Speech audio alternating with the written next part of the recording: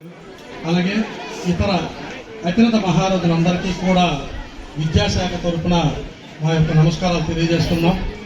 చాలా సంతోషం సార్.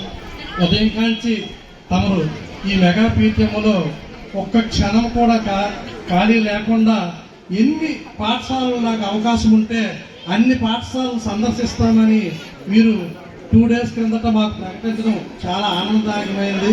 అలాగే ఈరోజు మన జిల్లాలో ఉన్న ప్రతి ఒక్క ప్రజాప్రతినిధులు అందరూ కూడా వీలైనంత మట్టుగా ఎక్కువ పాఠశాలలు మేము సందర్శిస్తామని ఇండివిజువల్గా మనకు ఉన్నటువంటి 1569 ప్రభుత్వ ప్రైవేటు పాఠశాలలు అందరూ సందర్శించడం జరిగింది సార్.